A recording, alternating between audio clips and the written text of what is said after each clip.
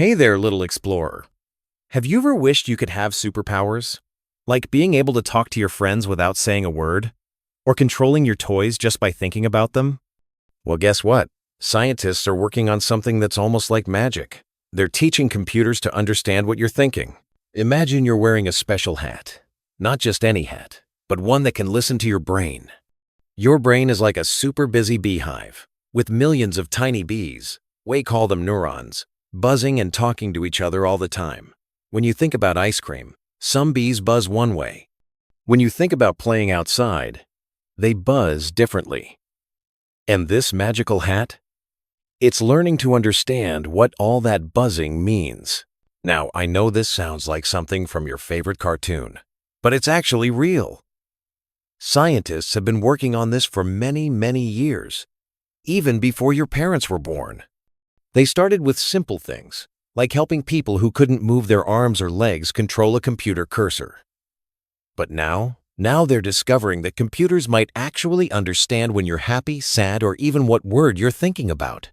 But wait, before you get too excited about having a mind-reading hat for show and tell, we need to talk about how this actually works. It's not quite like the telepathy you see in superhero movies. It's more like teaching a really, really smart robot to be the world's best guesser. And just like when you're learning to read or ride a bike, these computers need lots and lots of practice to get good at understanding our thoughts. The coolest part? This isn't just for fun and games. These mind-reading computers could help people who can't talk communicate with their families. They could help doctors understand when someone is sick but can't explain what hurts. They might even help you do your homework faster someday. But there are also some important things we need to be careful about, like making sure only you get to decide when the computer can listen to your thoughts. So buckle up, because we're about to go on an amazing journey inside your brain. We'll discover how your thoughts are like secret messages, how computers are learning to decode them, and why having a mind-reading computer might be the coolest and sometimes the trickiest thing ever invented. Ready? Let's dive into the incredible world where science fiction becomes science fact. Picture your brain as the biggest, busiest city in the whole wide world. But instead of cars and buses, this city has billions and billions of tiny messengers called neurons. These little messengers are always talking to each other, even when you're sleeping. They never take a break, not even for a second. When you think about your favorite toy, it's like certain neighborhoods in your brain city light up with activity. The messengers start racing around, passing notes to each other super fast, faster than you can blink. These notes are actually tiny bits of electricity, like the smallest lightning bolts you can imagine. And here's the really cool part. Every thought you have creates a different pattern of these lightning messages. Think about it this way. When you want to move your finger, your brain sends a message that travels all the way from your head to your hand. It's like having the world's fastest delivery service inside your body. The message zooms down special roads called nerves at speeds that would make race cars jealous. In less time than it takes you to say, "Wow," the message arrives and your finger moves. But your brain doesn't just send messages about moving. Oh no, it's much busier than that. Right now, as you're listening to this, your brain is doing hundreds of things at once. It's helping you understand words, remember what you already know about computers, keep your balance if you're sitting up, and maybe even reminding you that you're getting hungry for a snack. All of this is happening through those tiny electrical messages. Scientists discovered something amazing. When all these electrical messages happen, they create tiny magnetic fields around your head, kind of like invisible bubbles of energy. You can't see them or feel them, but they're there, floating around your head like an invisible crown. And just like how each person has different fingerprints, the patterns these energy bubbles make are special for each person and each thought. The really exciting part is that we can actually measure these invisible energy patterns. Scientists use special machines with super sensitive sensors. Imagine having ears so good you could hear a butterfly's wings from across the playground.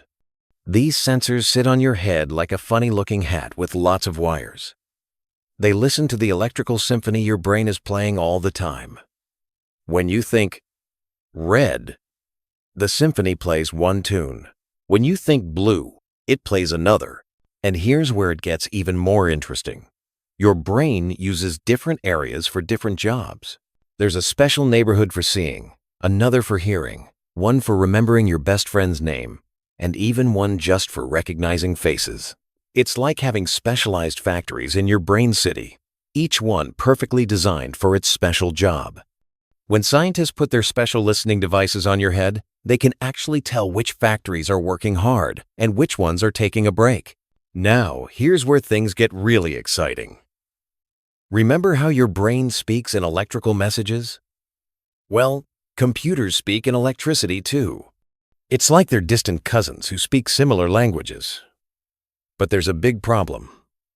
Even though both brains and computers use electricity, they use it in very different ways. It's like how both dogs and cats make sounds, but a dog's bark and a cat's meow mean totally different things. So scientists had to become translators, but not just any translators. They had to teach computers to understand the most complicated language in the universe, brain language. And let me tell you, this is way harder than learning Spanish or French. Every person's brain speaks a slightly different version of brain language, like how some people say soda and others say pop for the same fizzy drink. The scientists started with something called machine learning. Don't worry, it's not as complicated as it sounds. Machine learning is like teaching a robot to recognize patterns, just like how you learn to recognize letters and numbers. Remember when you were first learning your ABCs? You had to see the letter A lots and lots of times before you could recognize it anywhere. Computers learn the same way. Here's how they do it. First, they put the special brain-reading hat on someone and ask them to think about something specific. Let's say a cat. The computer records all the electrical patterns. Then they ask the person to think about a dog and record those patterns. Then a bird, then a fish, and so on. After seeing thousands and thousands of examples, the computer starts to notice, hey, whenever this person thinks about cats, I see this special squiggly pattern. But wait, it gets even cooler. The newest computers use something called artificial intelligence, or AI for short. These AI computers are like the smartest students in class. They don't just memorize patterns, they actually start to understand them. They can even make pretty good guesses about thoughts they've never seen before. If the computer knows what thinking about cat and dog looks like, it might be able to guess what thinking about hamster looks like, even without being taught. Scientists also discovered a super clever trick. Instead of trying to read every single thought, which would be impossible, you have thousands of thoughts every day. They focus on specific things. Some computers are really good at knowing if you want to move left or right. Others can tell if you're looking at a face or a house. Some can even figure out if you're happy or sad. It's like having different types of mind-reading specialists. The newest breakthrough is something that sounds like pure magic. Some computers can actually reconstruct images from your thoughts. Imagine thinking about a red apple, and the computer draws a picture of what you're imagining. It's not perfect yet. Sometimes the apple looks more like a red blob. But it's getting better every day. Scientists do this by showing people thousands of pictures while scanning their brains, teaching the computer what thinking about different images looks like in brain language. Okay, get ready to have your mind blown. Pun intended. The things scientists can already do with mind-reading computers are absolutely incredible. Let's start with one of the most amazing stories. There are people who can't move their bodies at all, not even their pinky finger, but they can now control computers with just their thoughts. Imagine your friend Tommy got sick and couldn't move or talk anymore. That would be really scary and sad, right? But with a special brain-computer connection, Tommy could think, "Hello," and the computer would say it out loud for him. He could think about moving a cursor on a screen to spell out words, letter by letter. Some people have even learned to type 40 words per minute just by thinking. That's probably faster than you can type with your fingers right now. But it gets even better. Scientists have created robotic arms that paralyzed people can control with their minds. There's a woman who hadn't been able to move her arms for 15 years, and scientists gave her a robot arm that she controls by thinking. She can pick up a cup of coffee and take a sip, all by imagining the movements. The first time she did it, Everyone in the room started crying happy tears. It was like watching real magic happen. Video games are getting the mind-reading treatment too. There are already games where you can make things happen by concentrating really hard or by relaxing your mind. Imagine playing a racing game where the car goes faster when you focus, or a meditation game where you make beautiful flowers grow by keeping your mind calm and peaceful. Some kids are even using these games to help them learn to pay attention better in school. Here's something that might help you someday. Scientists are working on mind-reading computers that can tell when students are confused or bored during online classes. The computer watches your brain patterns and can tell the teacher, "Hey, Sarah doesn't understand this math problem." Or, "Jake already knows this stuff and needs something harder." It's like having a helper that makes sure everyone learns at just the right speed. Doctors are using mind-reading computers to help people in ways that seem impossible. They can sometimes tell if someone who seems to be in a coma is actually aware and thinking. They ask questions like, "Imagine playing tennis if the answer is yes," and watch the brain light up in the tennis playing area. Some people who everyone thought were completely unconscious have been able to answer questions this way. One man even told doctors he wasn't in pain, which made his family feel so much better. And here's something super cool for artists and musicians. There are already devices that let you create music or art with your thoughts.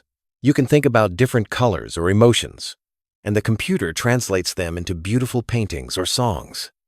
One artist who lost the ability to use his hands now creates amazing digital art just by thinking about what he wants to create.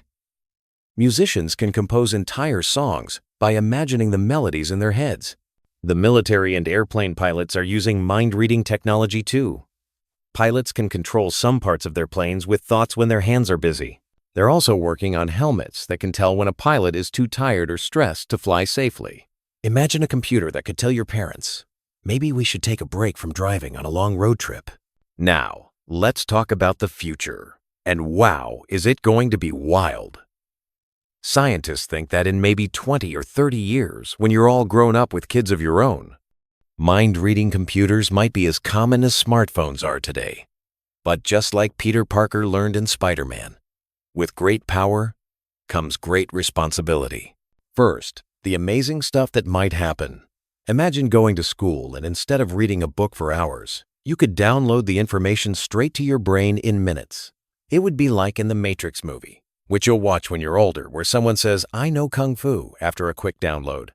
You could learn new languages instantly, or understand complicated math as easily as you understand your favorite TV show. Tests might become obsolete because teachers could see directly if you understand something. Scientists are also working on connecting brains to the internet. This doesn't mean wires sticking out of your head like a robot. They're developing tiny wireless chips smaller than a grain of rice. You could Google something just by thinking about it, or send a message to your friend's brain without typing or talking. Imagine thinking, "What's the weather?" and instantly knowing the answer. Or sharing your dreams with your family like showing them a video. But here's where we need to put on our thinking caps and be really careful. If computers can read your thoughts, who gets to see them? Would you want your teacher to know every time you daydream about recess? Or your parents to know when you're thinking about sneaking an extra cookie? This is why scientists and important grown-ups are working hard on rules to protect your private thoughts. Think about it like this. Your thoughts are like your diary, super private and special to just you. We need to make sure that mind-reading computers have a lock on them, and only you have the key. Scientists are creating neural rights, fancy words that mean laws protecting your brain information.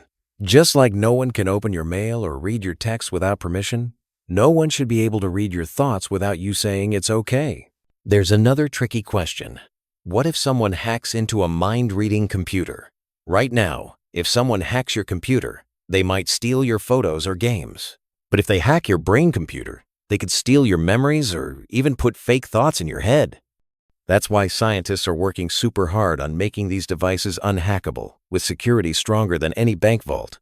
Some people worry that if rich people can afford brain upgrades and others can't, it might be unfair.